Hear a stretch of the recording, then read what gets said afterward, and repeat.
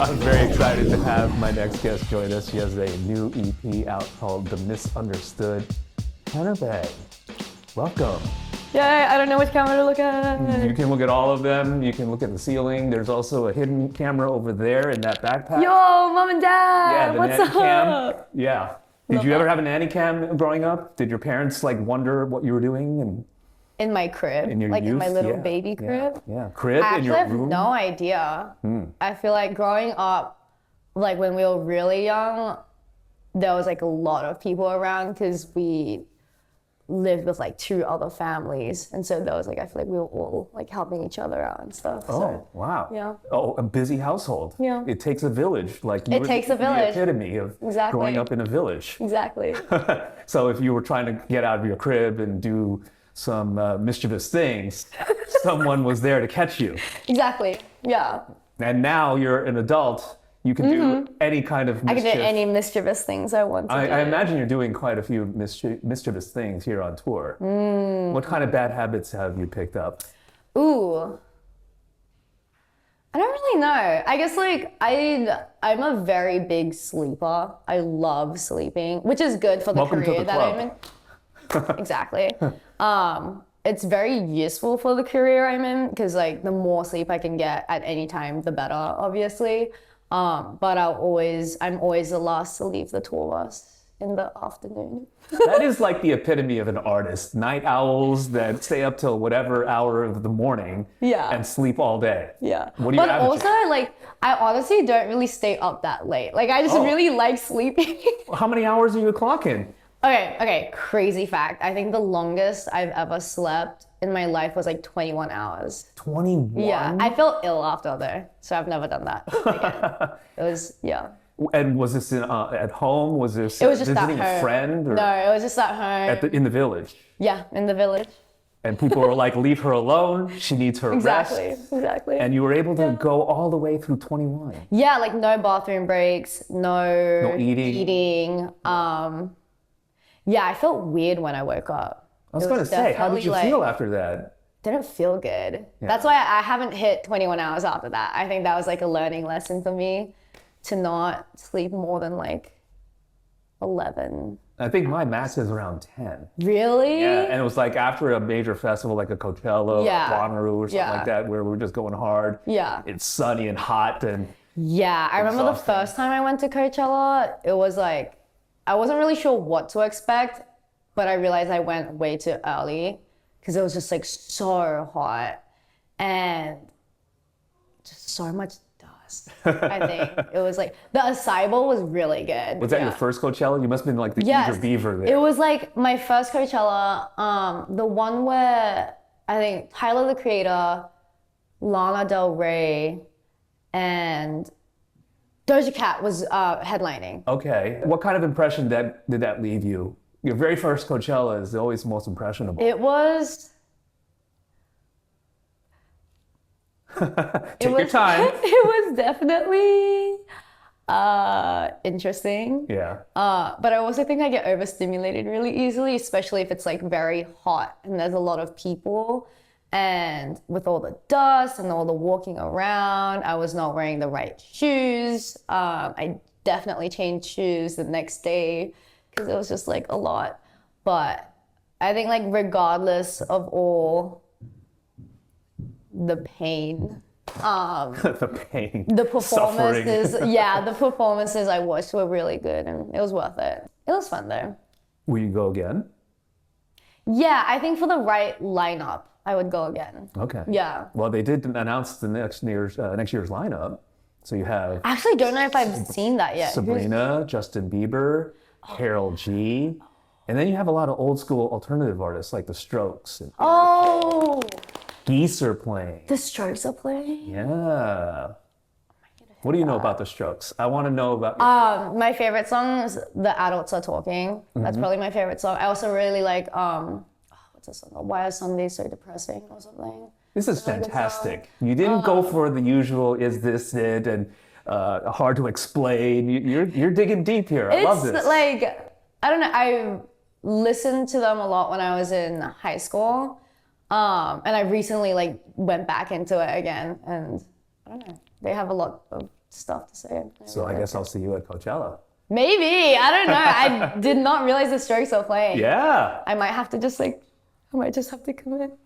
Oh, but yeah, conflicts might. Oh, you have something going on now. Your whispers amongst the behind the scenes here. Yeah.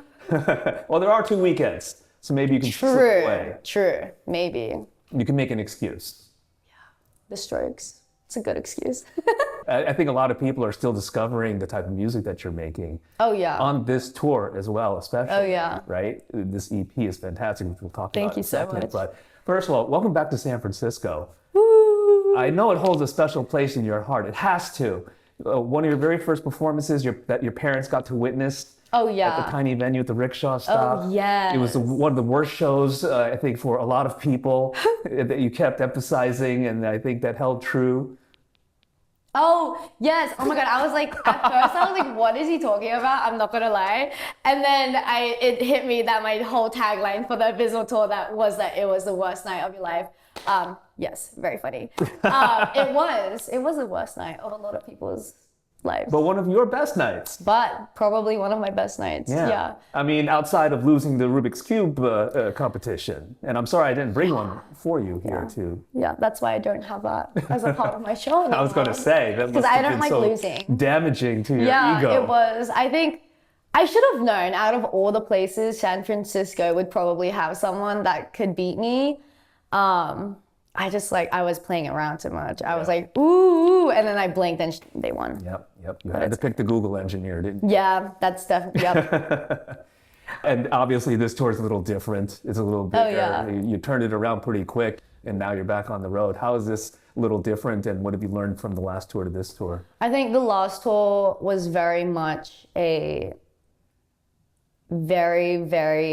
was supposed to feel like a very intimate experience for me and my blues. It was just literally just me and my guitarist, and it was a very, very stripped back show.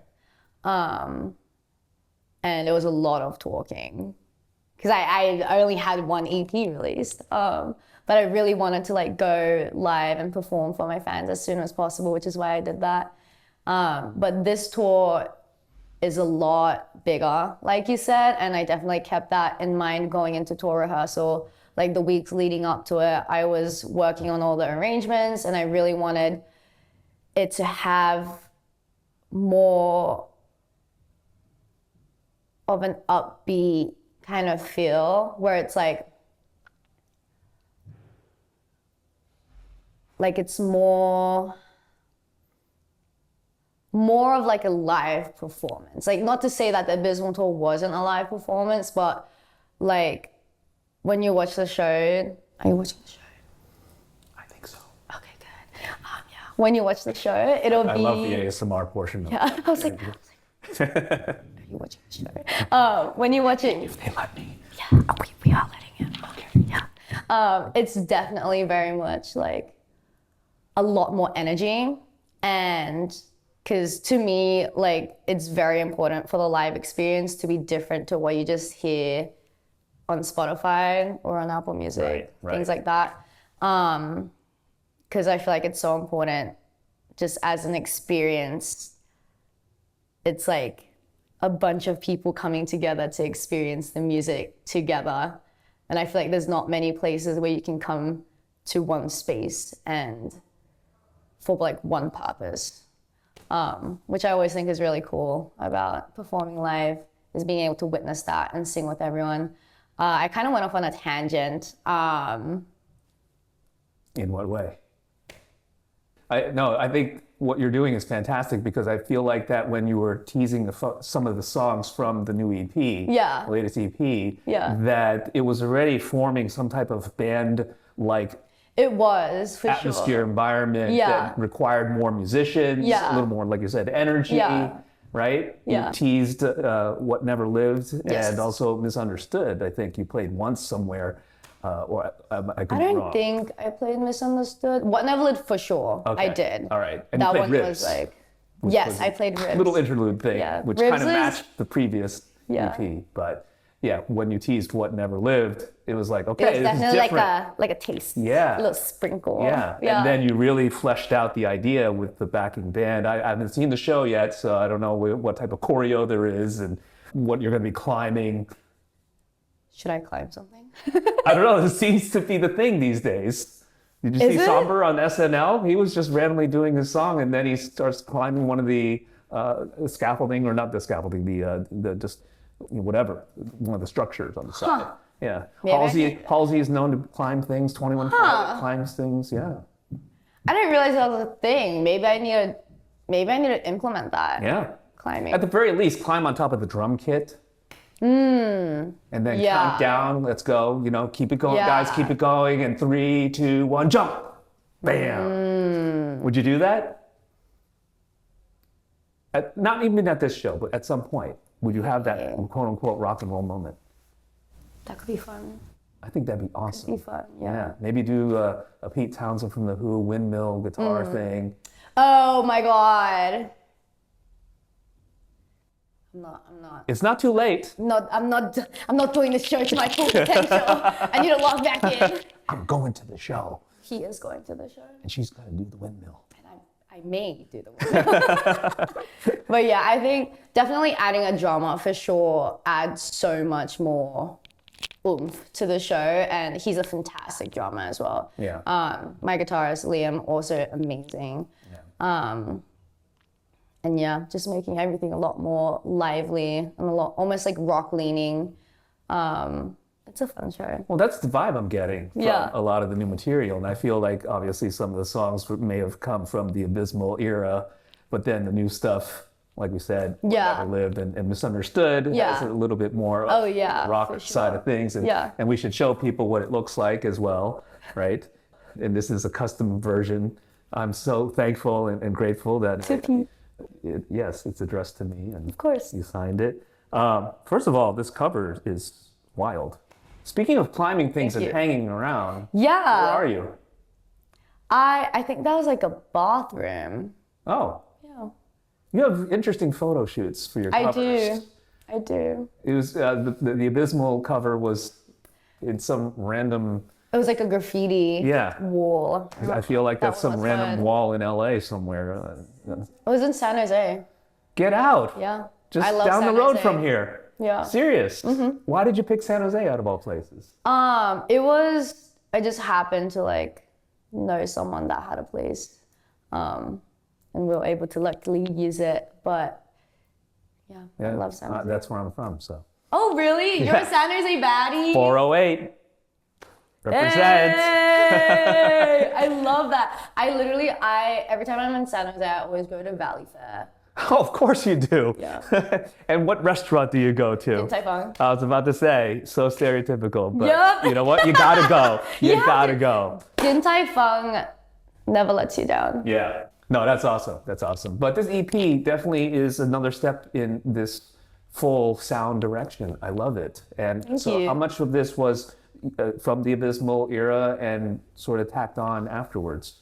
I think like the best one example I have, the song Raison d'être. I'm still trying to like Raison d'être. Raison d'être. Trying to figure out the pronunciation of that one a little bit still. That one I wrote when I was like 19. Yeah, like freshly 19, and it resurfaced while I was creating the Misunderstood EP, because I was kind of just playing around on the piano, and there's like that piano motif at the start that's like da-da-da, that plays throughout the whole song. But I had completely forgotten about that song for a while, and I just felt right to put into the Misunderstood EP, just like thematically speaking, I think. Well, speaking of themes, there's definitely a through line with regards to being misunderstood or being perceived. Yeah. And I feel like that there are facets of your life professionally, what you present on your vlogs, and then personally as well with these relationship-based songs. What was the most striking that kind of was a catalyst for this? Was it something in your personal life that was like, man, enough of this? And you started writing? Man! Or was it a certain comment on the vlog? You're like, come on, people. I don't think there was any like crazy catalyst that caused the whole misunderstood theme. I think I've always just kind of felt that inherently within myself. And to me, I think music is all about like relatability and trying to understand myself, and through my music. My music has helped me a lot with like understanding myself better, because it's like a way for me to write down what I'm feeling onto paper and sonically bring that to life. I think a lot of the material that I was writing just happened to be in that direction almost. And then it like clicked that, oh, I misunderstood. And I keep misunderstanding myself. And it's not, you can't find a sort of understanding through other people. I feel like you need to find that within yourself. Because no matter what kind of like, what's that word? Epiphany or realization?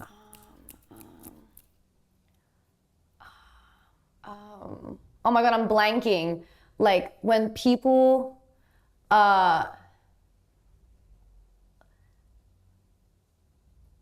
it'll come back to me later, maybe, hopefully. All in all, I feel like it's very important to be able to love yourself and understand yourself, rather than trying to seek that through any outside opinions or people.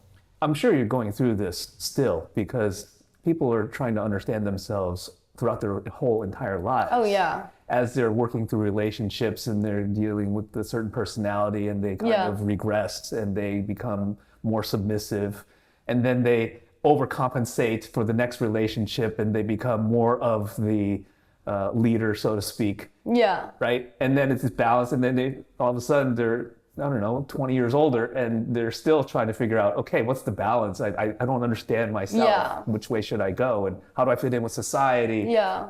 Parental expectations, all those things. Oh, yeah. So do you feel like you're still going through this, or do you feel like you close certain chapters and there's others that you still need to figure out? I'm like constantly figuring things out about myself, and I'm 21, so I'm like continuing to grow and learn, and I think there's always things to be learned about myself.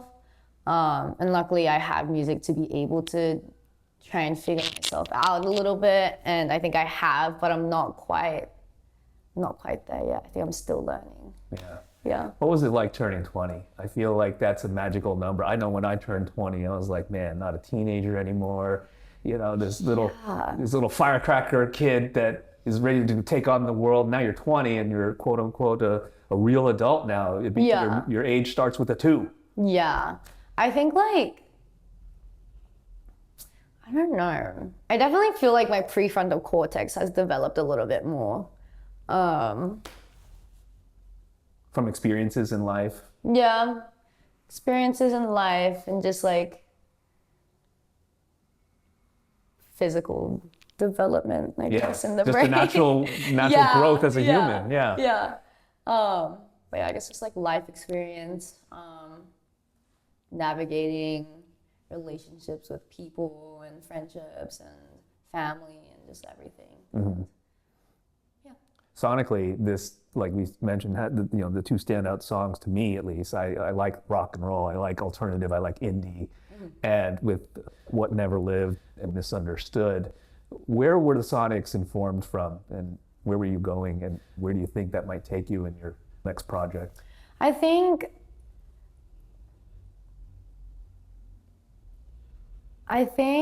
when I was writing Misunderstood in particular, I was listening to a lot of Måneskin, I think. So that probably kind of like subconsciously affected the sonic sound of that. But yeah, I've always been like an avid listener of kind of like, I'm not gonna pretend like I know it all. Like I'm not gonna pretend like I'm like a hardcore rock fan or but there are like certain artists that I listen to that I think are really cool. And I think Misunderstood in particular is very much a more rock leaning sound for sure. A little bit alternative. I love it. It's a little interesting. I love it. I feel like this is a direction that will be wide open for you, and that will totally open a lot of doors, and hopefully, or potentially, lead you to explore other bands, other artists, other genre, right? You just talked about the Strokes a second ago. Yeah. So now you can say, all right, hey, what else is there? And then delve into whoever's playing Coachella or who people may want to talk about in terms of in the studio, producers, right? Yeah. Do you think that a bigger piece of material is in the works in the future, in the cards for the next year or so? I'm working on it. Really? It's a secret. It's a secret. ASMR portion. ASMR portion. Yeah, secret. It's a secret. Okay. You're very prolific. Am I? Yeah. Really? You just knocked out 2 EPs back to back within a span of almost a year. I think I just have a lot of emotional turmoil. Yeah. That I'm trying to get out. That's what's the pain behind the smile right now. Yeah. So great to meet you. I can't wait for the new material. And of course, whatever is interrupting your Coachella plans, I'm going to follow you and stalk you. Okay. Really appreciate the time. Great to meet you as well. Nice to meet you, Pete. Thank you for having me. Hannah Bahng, right here on B-Sides.